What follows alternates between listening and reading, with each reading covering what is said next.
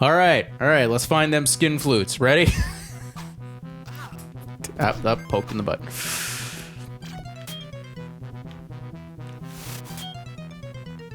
You gonna contribute to this here episode or what? No, I am good. I am not gonna contribute. One fleshy snake of an idea. Cool. Thank you. So glad this is a two-man operation. All right. I think I missed one up there. The genie's just like hidden all throughout this level. Like I think this is really just like a dreamlike state that like Aladdin's in. I think this is why, I think I'm remembering now why this game didn't leave quite as much of an impression on me as a kid. Because it had level goals that weren't just go to the right. Which, you know, I appreciate that now. Yeah. I guess you can't just hang on to that pole. Yeah. I appreciate that now from a gameplay perspective, but back then, you know, unless it was a RPG or something, like What the fuck? God damn it! I touched the guy, so Just because he hit his feet? I already had low health. Was that it? Uh-oh. Does this game have passwords? Oh shit. Alrighty, well, Wait, Genie. We could have just looked if they had passwords. there weren't any on the main menu. It was press start and But options. they just had a bunch of shit there. Maybe That was explaining what everything does. maybe there's a button thing to get to the password. All right, let's put a pin in this for a minute and we'll look it up. Level skip. Press pause on any level. Then press A, B, B, A, B, B, A. Once more. It's basically ABBA, ABBA with two B's. Spell it again. ABBA, ABBA with two B's. Both times. Just consecutively. No two A's. What? Not two A's, just two B's. You spell how would you spell ABBA? I don't know. The band ABBA? A BBA. Okay.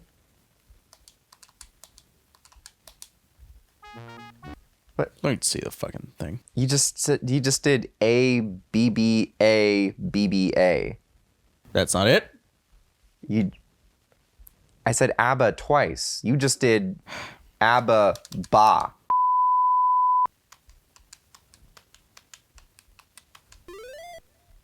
Got it. Oh, it worked. I thought it was gonna work. All right, we're back. Okay, all right, we good. Found out how to skip the level.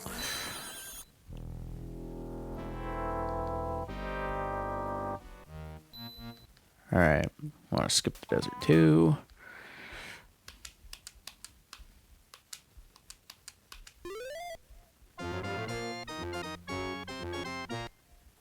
But now it just works instantly. All right, we're back, everybody. Time to track down these flutes yet again. Al the Circumcisor strikes again.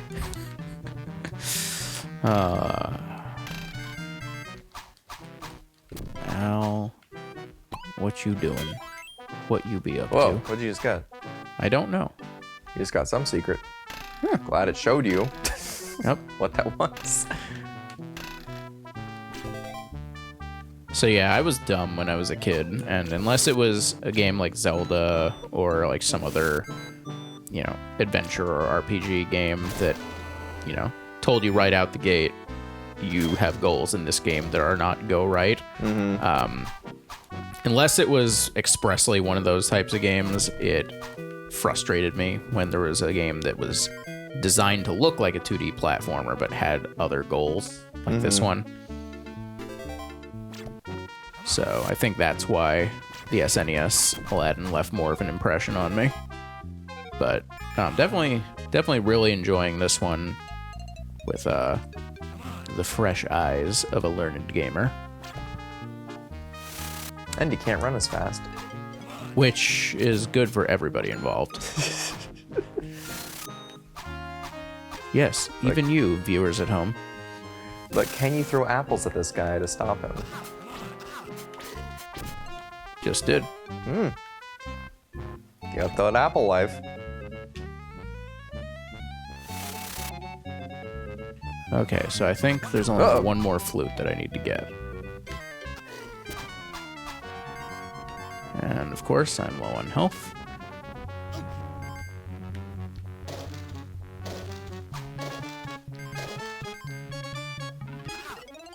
Damn it. Jab that guy in the face. So we're like 36. Damn it! We were 36 flutes in.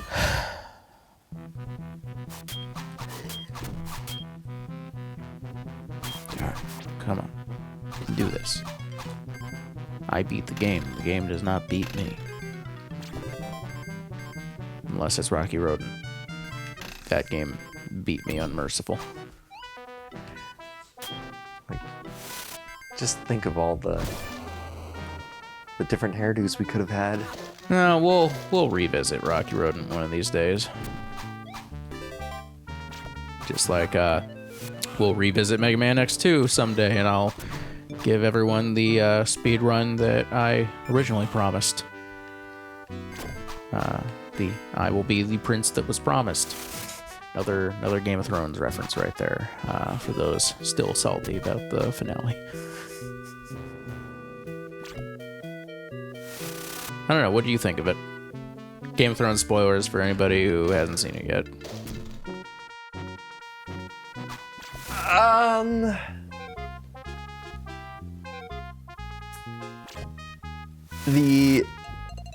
The last 10 minutes, I think, pissed off a lot of people. I thought that was, like, okay. Like, yeah, you can pick apart, like, the logic of it. What, of, like, Bran being the Kingus?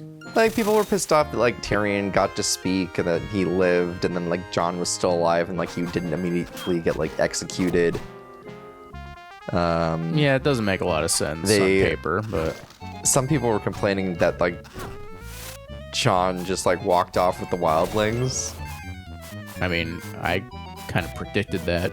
Well, they were like, oh, well, like, he said he was, like, he had to be at the Night's Watch, but then he walked off. Like, yeah, because they're not there. Like, the Unsullied, like, left. Like, what do they know? Yeah. They're never going to see him again. Like, why, who's going to keep him to that ruling?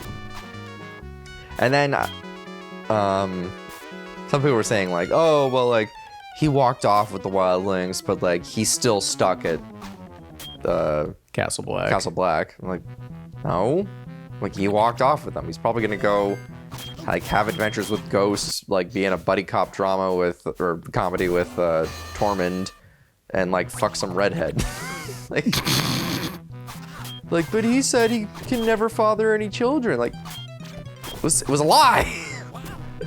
I'm just confused why there is still a Night Watch anymore. There's peace with the wildlings now. Yeah, there's not really. The White Walkers are all dead. Yeah, there's no reason. Like, the wall's gone. Like, you can't watch 25% of it is gone. You can't watch it if there's a hole in it. I mean, you can look at the hole in it. There it is.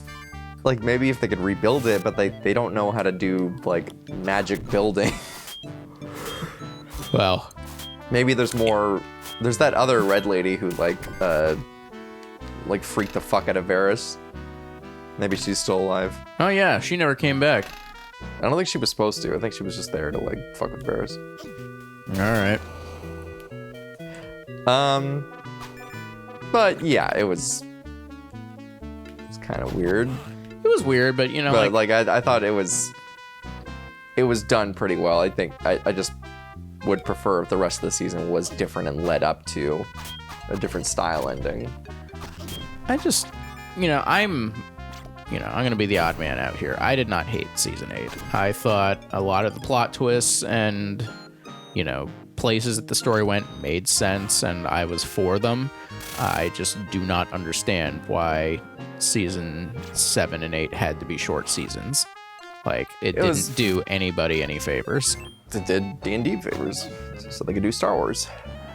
I mean, is that really what you want to do? Like, is that favorable in the film industry in 2019, going from the, like, one of the most renowned shows of all time to Star Wars, which, you know, its reputation these days is not the best it's been. But, like, one, it's a big paycheck for them. Two, they could probably put it in better light, or they think they can do that. Like, oh, we could, like, bring Star Wars, like, back into, like, actual popularity. They are no J.J. Abrams, sir.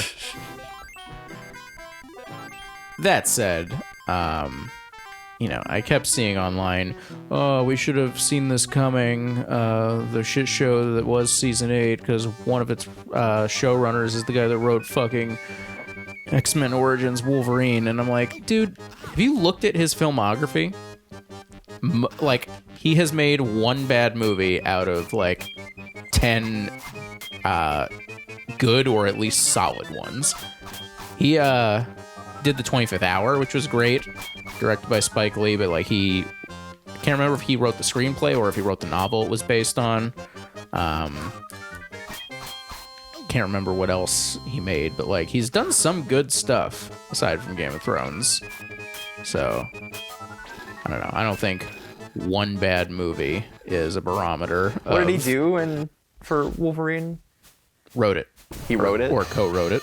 Okay, well, he co-wrote it. That doesn't, like...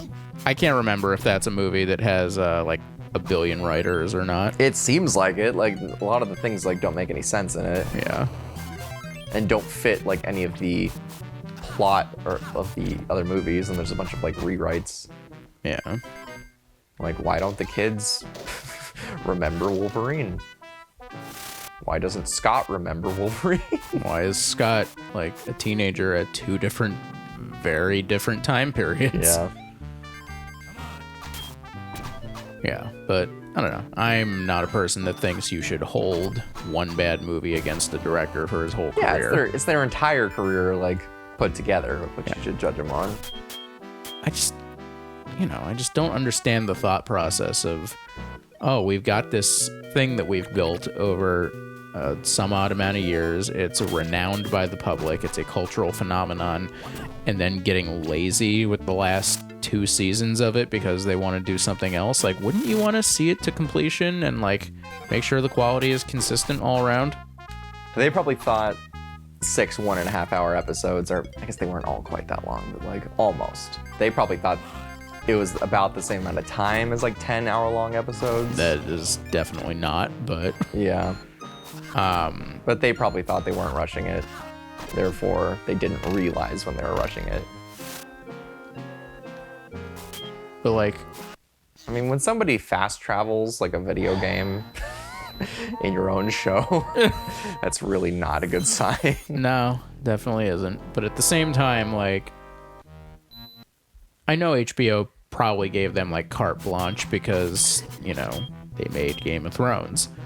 But did they really have no oversight whatsoever? Not one person to look at the scripts and be like, hey, you know, maybe you shouldn't be able to get from, you know, the middle of the North Beyond the Wall back to the Wall in, like, 20 minutes to warn Daenerys? Maybe that doesn't make a whole lot of sense when they've been traveling for 3 days already. They've done kind of the same thing, like, in some previous episodes, though, so, like... Yeah, but it was way less egregious. I think they just gave him, like, almost complete control, and they just trusted him. But, like, even when you have... They seem kind of like smooth-talking guys. Not if you go by the behind-the-scenes interviews for this season. What? What are you talking about? I didn't actually see it, but apparently there's an interview with David Benioff from this season where they're talking about Rhaegal? Is that the other dragon? Which was the second dragon that got killed? Oh. No, Viserion was the one that the Night King took, right? I think so. Rhaegar? Rhaegar is her brother, but she that's right. named Okay, them yeah, I don't know the dragon after. name then. Yeah, he's Rhaegal. Yeah. When he was killed by Euron, there was an interview with Benioff after that episode that said, she sort of forgot about the Iron Fleet, and that's why they got the drop on her and shot the dragon.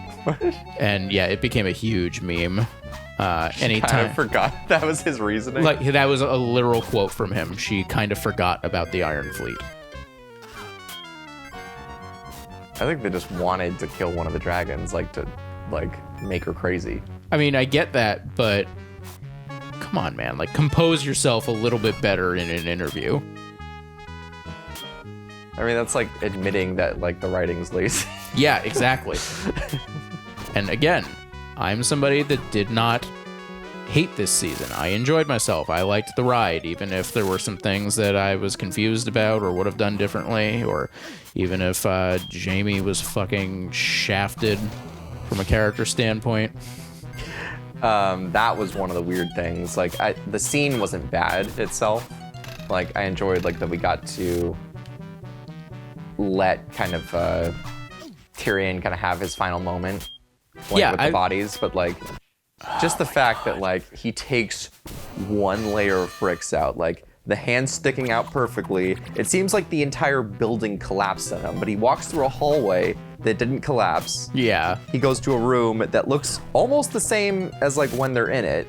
Just one layer of bricks fell and perfectly killed them without crushing their heads. Yeah. And they're just there with a couple scratches, just perfect dolls, just oh, my perfect siblings dead.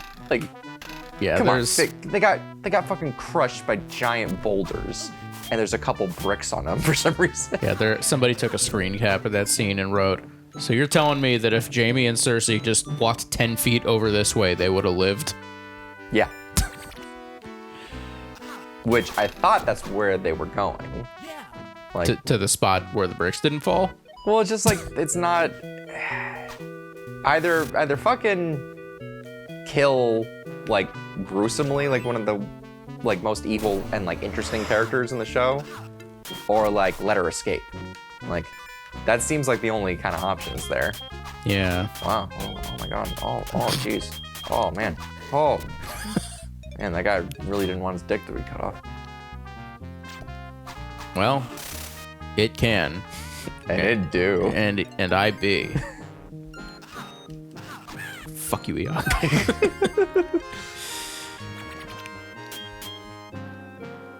Alright, we have been in this level too long. I need to actually make some progress here. Jesus Christ, what are you doing to that guy? Murdering him. He's not dying, though. He's made of foreskin. That was killing Genie. him. No, that was Azim. Remember the guy you voiced for a hot second in the beginning of the SNES playthrough? The thief? Yeah. But he exploded into blue smoke. Yeah, I know. I'm messing with canon now. Was he there to help you? I mean, I killed him and I got a skin flute. Oh my god, I am cutting off people's dicks. Oh my god.